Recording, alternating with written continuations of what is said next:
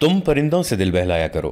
سپاہ گری اس آدمی کے لیے ایک خطرناک کھیل ہے جو عورت اور شراب کا دل دادا ہو۔ یہ الفاظ اپریل 1175 میں صلاح الدین ایوبی نے اپنے چچا زاد بھائی خلیفہ الصالح کے ایک امیر سیف الدین کو لکھے تھے۔ ان دونوں نے صلیبیوں کو درپردہ مدد اور زر و جواہرات کا لالچ دیا اور صلاح الدین ایوبی کو شکست دینے کی سازش کی تھی۔ صلیبی یہی چاہتے تھے۔ انہوں نے حملہ کیا، الصالح اور سیف الدین نے ان کی مدد کی۔ صلاح الدین ایوبی نے ان سب کو شکست دی۔ امیر سیف الدین اپنا مال و متاع چھوڑ کر بھاگا۔ اس کی ذاتی خیمہ گاہ سے رنگ برنگے پرندے، حسین اور جوان رقاصائیں اور گانے والیاں، ساز اور سازندے اور شراب کے مٹکے برآمد ہوئے۔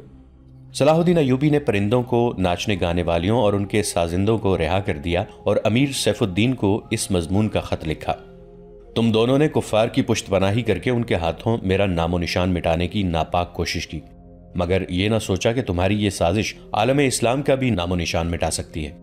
تم اگر مجھ سے حسد کرتے تھے تو مجھے قتل کرا دیا ہوتا۔ تم مجھ پر 2 قاتلانہ حملے کرا چکے ہو، دونوں ناکام رہے۔ اب ایک اور کوشش کر دیکھو، ہو سکتا ہے کامیاب ہو جاؤ۔ اگر تم مجھے یہ یقین دلا دو کہ میرا سر میرے تن سے جدا ہو جائے تو اسلام اور زیادہ سربلند ہوگا، تو رب کعبہ کی قسم میں تمہاری تلوار سے اپنا سر کٹواؤں گا اور تمہارے قدموں میں رکھ دینے کی وصیت کروں گا۔ میں تمہیں صرف یہ بتا دینا چاہتا ہوں کہ کوئی غیر مسلم مسلمان کا دوست نہیں ہو سکتا۔ تاریخ تمہارے سامنے ہے، اپنا ماضی دیکھو۔ شاہ فرینک اور ریمانڈ جیسے اسلام دشمن صلیبی تمہارے دوست صرف اس لیے بنے کہ تم نے انہیں مسلمانوں کے خلاف میدان میں اترنے کی شے اور مدد دی تھی۔ اگر وہ کامیاب ہو جاتے تو ان لوگوں کا اگلا شکار تم ہوتے، اور اس کے بعد ان کا یہ خواب بھی پورا ہو جاتا کہ اسلام صفحہ ہستی سے مٹ جائے۔ تم جنگجو قوم کے فرد ہو، فن سپاہ گری تمہارا قومی پیشہ ہے۔ ہر مسلمان اللہ کا سپاہی ہے، مگر ایمان بنیادی شرط ہے۔ تم پرندوں سے ہی دل بہلایا کرو۔ سپاہ گری اس آدمی کے لیے ایک خطرناک کھیل ہے جو عورت اور شراب کا دل دادا ہو۔ میں تم سے درخواست کرتا ہوں کہ میرے ساتھ تعاون کرو اور میرے ساتھ جہاد میں شریک ہو جاؤ۔ اگر یہ نہ کر سکو تو میری مخالفت سے باز آ جاؤ، میں تمہیں کوئی سزا نہیں دوں گا۔ اللہ تمہارے گناہ معاف کرے، آمین۔ صلاح الدین ایوبی۔ ایک یورپی مورخ لین پول لکھتا ہے کہ صلاح الدین ایوبی کے ہاتھ جو مال غنیمت لگا اس کا کوئی حساب نہیں تھا۔ جنگی قیدی بھی بے انداز تھے۔ صلاح الدین ایوبی نے تمام تر مال غنیمت 3 حصوں میں تقسیم کیا۔ ایک حصہ جنگی قیدیوں میں تقسیم کر کے انہیں رہا کر دیا، دوسرا حصہ اپنی سپاہ اور غریبوں میں تقسیم کیا اور تیسرا حصہ مدرسہ نظام الملک کو دے دیا۔ اس نے اسی مدرسے سے تعلیم حاصل کی تھی، نہ خود کچھ رکھا نہ اپنے کسی جرنیل کو کچھ دیا۔ اس کا نتیجہ یہ ہوا کہ جنگی قیدی جن میں سے بہت سے مسلمان تھے اور باقی غیر مسلم رہا ہو کر صلاح الدین ایوبی کے کیمپ میں جمع ہو گئے اور اس کی اطاعت قبول کر کے اپنی خدمات اس کی فوج کے لیے پیش کر دیں۔ ایوبی کی کشادہ نظری اور عظمت دور دور تک مشہور ہو گئی۔ اس سے پہلے حسن بن صباح کے پر اسرار فرقے فدائی، جنہیں یورپی مورخوں نے قاتلوں کا گروہ لکھا ہے، صلاح الدین ایوبی پر 2 بار قاتلانہ حملے کر چکے تھے، لیکن خدائے ذوالجلال کو اپنے اس عظیم مرد مجاہد سے بہت کام لینا تھا۔ دونوں بار ایک معجزہ ہوا کہ اسلام کا یہ محافظ بال بال بچ گیا۔ اس پر تیسرا قاتلانہ حملہ اس وقت ہوا جب وہ اپنے مسلمان بھائیوں اور صلیبیوں کی سازش کی چٹان کو شمشیر سے ریزہ ریزہ کر چکا تھا۔ امیر سیف الدین میدان سے بھاگ گیا، مگر وہ صلاح الدین ایوبی کے خلاف حسد اور کینے سے باز نہ آیا۔ اس نے حسن بن صباح کے قاتل فرقے کی مدد حاصل کر لی۔ یہ فرقہ ایک مدت سے اسلام کی آستین میں سانپ کی طرح پل رہا تھا۔ اس کا تفصیلی تعارف بہت ہی طویل ہے۔ مختصر یہ کہ جس طرح زمین سورج سے الگ ہو کر گناہوں کا گہوارہ بن گئی ہے، اسی طرح حسن بن صباح نام کے ایک آدمی نے اسلام سے الگ ہو کر نبیوں اور پیغمبروں والی عظمت حاصل کرنے کا منصوبہ بنایا۔ وہ اپنے آپ کو مسلمان ہی کہلاتا رہا اور ایسا گروہ بنا لیا جو طلسماتی طریقوں سے لوگوں کو اپنا پیروکار بناتا تھا۔ اس مقصد کے لیے اس گروہ نے نہایت حسین لڑکیاں، نشہ آور جڑی بوٹیاں، ہپنوٹزم اور چرب زبانی جیسے طریقے اختیار کیے۔ بہشت بنائی جس میں جا کر پتھر بھی موم ہو جاتے تھے۔ اپنے مخالفین کو ختم کرنے کے لیے قاتلوں کا ایک گروہ تیار کیا۔ قتل کے طریقے خفیہ اور پر اسرار ہوتے تھے۔ اس فرقے کے افراد اس قدر چالاک، ذہین اور نڈر تھے کہ بھیس اور زبان بدل کر بڑے بڑے جرنیلوں کے باڈی گارڈ تک بن جاتے تھے، اور جب کوئی پر اسرار طریقے سے قتل ہو جاتا تھا تو قاتلوں کا سراغ ہی نہیں ملتا تھا۔ کچھ عرصے کے بعد یہ فرقہ قاتلوں کا گروہ کے نام سے مشہور ہو گیا۔ یہ لوگ سیاسی قتل کے ماہر تھے، زہر بھی استعمال کرتے تھے جو حسین لڑکیوں کے ہاتھوں شراب میں دیا جاتا تھا۔ بہت مدت تک یہ فرقہ اسی مقصد کے لیے استعمال ہوتا رہا۔ اس کے پیروکار فدائی کہلاتے تھے۔ صلاح الدین ایوبی کو نہ حسین لڑکیوں سے دھوکہ دیا جا سکتا تھا، نہ شراب سے۔ وہ ان دونوں سے نفرت کرتا تھا۔ اسے قتل کرنے کا یہی ایک طریقہ تھا کہ اس پر قاتلانہ حملہ کیا جائے۔ اس کے محافظوں کی موجودگی میں اس پر حملہ نہیں کیا جا سکتا تھا۔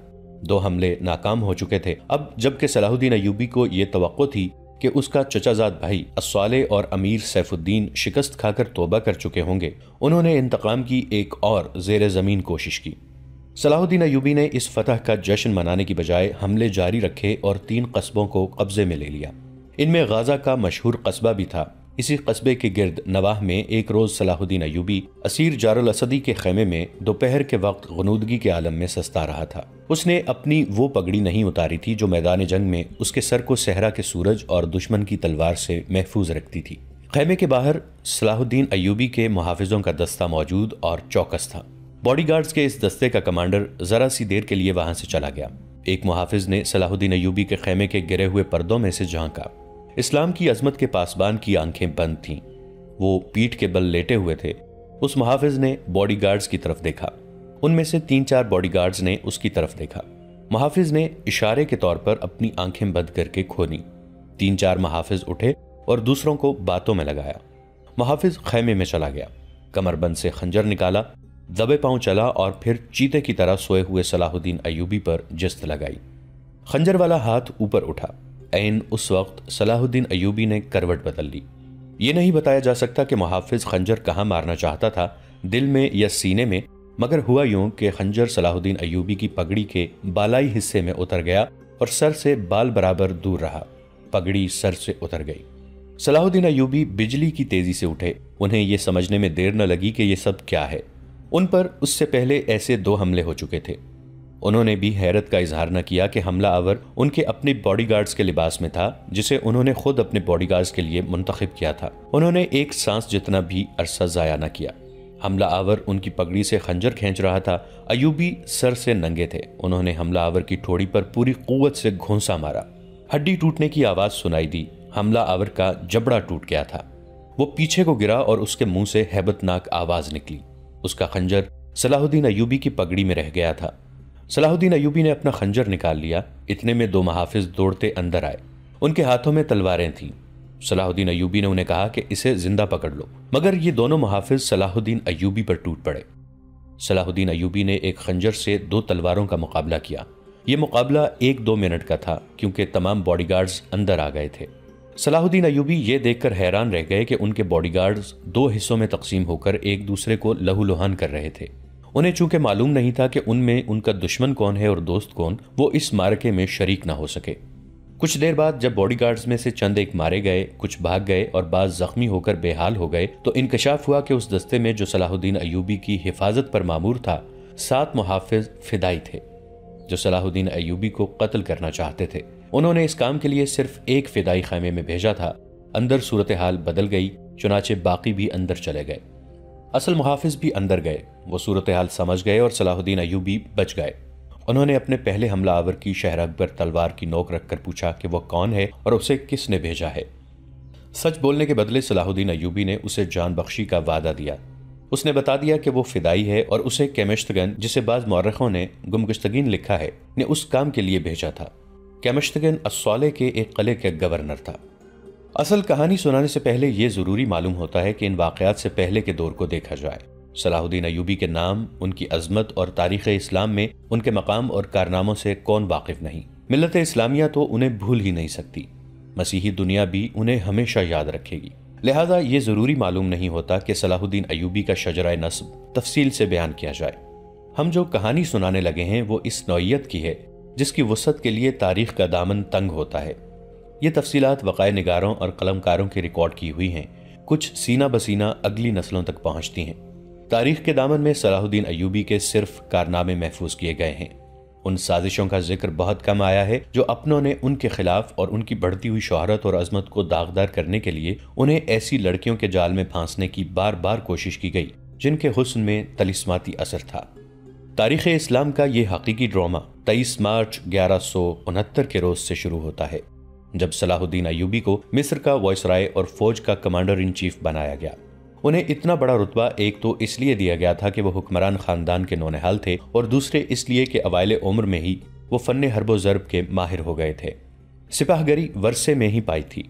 ان کے ذہن میں حکمرانی کے معنی بادشاہی نہیں، اسلام کی پاسبانی اور قوم کی عظمت اور فلاح و بہبود تھی۔ ان کا جب شعور بیدار ہوا تو پہلی خلش یہ محسوس کی کہ مسلمان حکمرانوں میں نہ صرف یہ کہ اتحاد نہیں بلکہ وہ ایک دوسرے کی مدد سے بھی گریز کرتے تھے۔ وہ عیاش ہو گئے تھے۔ شراب اور عورت نے جہاں ان کی زندگی رنگین بنا رکھی تھی، وہیں عالم اسلام اور خدا کے اس عظیم مذہب کا مستقبل تاریک ہو گیا تھا۔ ان امیروں، ان کے وزیروں اور مشیروں کے حرم غیر مسلم لڑکیوں سے بھرے ہوئے ہوتے تھے۔ زیادہ تر لڑکیاں یہودی اور عیسائی تھیں جنہیں خاص تربیت دے کر ان حرموں میں داخل کیا گیا تھا۔ غیر معمولی حسن اور اداکاری میں کمال رکھنے والی یہ لڑکیاں مسلمان حکمرانوں اور سربراہوں کے کردار اور قومی جذبے کو دیمک کی طرح کھا رہی تھیں۔ اس کا نتیجہ یہ تھا کہ صلیبی، جن میں فرینک، فرنگی خاص طور پر قابل ذکر ہیں، مسلمانوں کی سلطنتوں کے ٹکڑے ہڑپ کرتے چلے جا رہے تھے، اور بعض مسلم حکمران شاہ فرینک کو سالانہ ٹیکس یا جزیہ ادا کر رہے تھے، جس کی حیثیت غنڈہ ٹیکس کی سی تھی۔ صلیبی اپنی جنگی قوت کے رعب سے اور چھوٹے موٹے حملوں سے حکمرانوں کو ڈراتے رہتے، کچھ علاقے پر قبضہ کر لیتے، تاوان اور ٹیکس وصول کرتے تھے۔ ان کا مقصد یہ تھا کہ آہستہ آہستہ دنیا اسلام کو ہڑپ کر لیا جائے۔ مسلمان حکمران اپنی رعایا کا خون چوس کر ٹیکس دیتے رہتے تھے۔ ان کا مقصد یہ تھا کہ انہیں عیش و عشرت میں پریشان نہ کیا جائے۔ فرقہ پرستی کے بیج بھی بو دیے گئے تھے۔ ان میں سب سے زیادہ خطرناک فرقہ حسن بن صباح کا تھا، جو صلاح الدین ایوبی کی جوانی سے ایک صدی پہلے معرض وجود میں آیا تھا۔ یہ مفاد پرستوں کا فرقہ تھا، بے حد خطرناک اور پر اسرار۔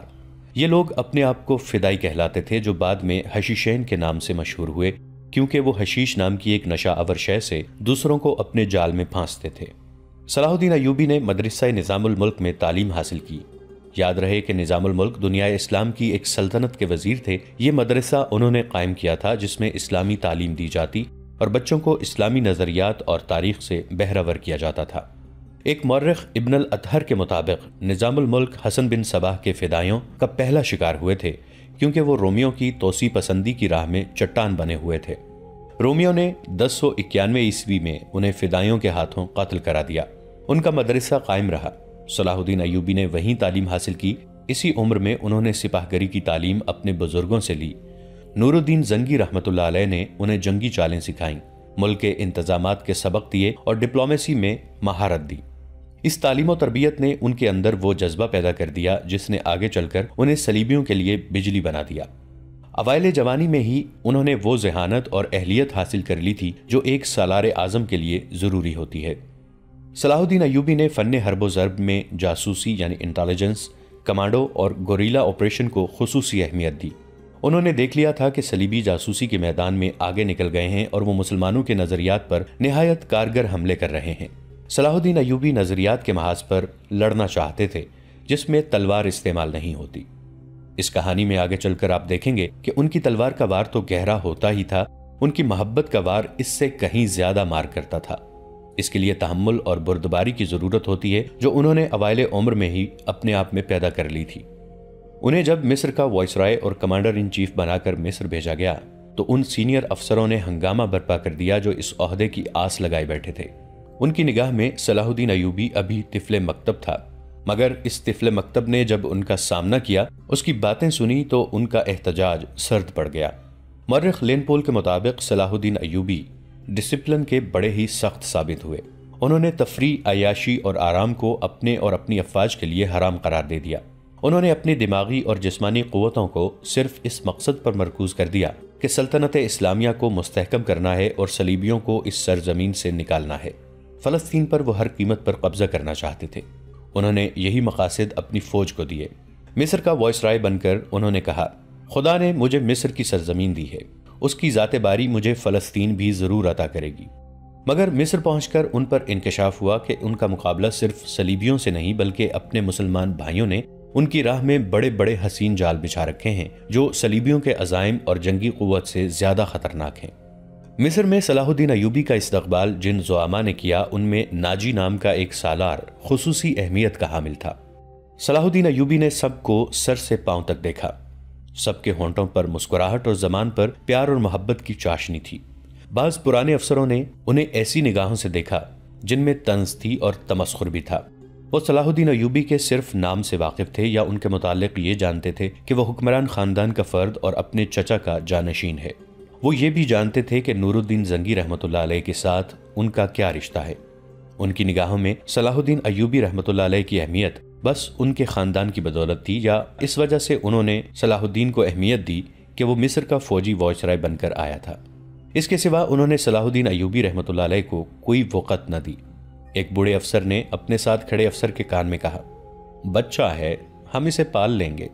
مورخ اور اس وقت کے وقائع نگار یہ نہیں بتا سکتے کہ صلاح الدین ایوبی نے ان لوگوں کی نظریں بھانپ لی تھیں یا نہیں، وہ استقبال کرنے والے اس ہجوم میں بچہ لگ رہا تھا۔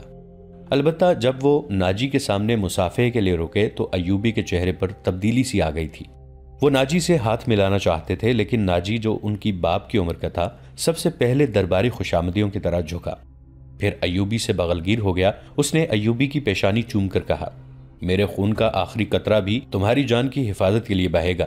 تم میرے پاس زنگی اور شرکوہ کی امانت ہو، میری جان عظمت اسلام سے زیادہ قیمتی نہیں۔ صلاح الدین ایوبی نے ناجی کا ہاتھ چوم کر کہا، محترم، اپنے خون کا ایک ایک قطرہ سنبھال کر رکھیے، صلیبی سیاہ گھٹاؤں کی مانند چھا رہے ہیں۔ ناجی جواب میں صرف مسکرایا، جیسے صلاح الدین ایوبی نے کوئی لطیفہ سنایا ہو۔ صلاح الدین ایوبی اس تجربہ کار سالار کی مسکراہٹ کو غالباً نہیں سمجھ سکے۔ ناظرین، آج کے لیے اتنا ہی۔ ہماری ویڈیوز سے اپڈیٹڈ رہنے کے لیے ہمارے اس چینل کو سبسکرائب کر کے نیچے موجود بیل آئیکن کو ضرور کلک کیجیے گا۔ آپ کے ساتھ انشاءاللہ جلد ملاقات ہوگی اسی کہانی کی نئی قسط کے ساتھ۔ تب تک کے لیے اپنا بہت سا خیال رکھیے گا۔ ہمارا اور آپ کا اللہ نگہبان۔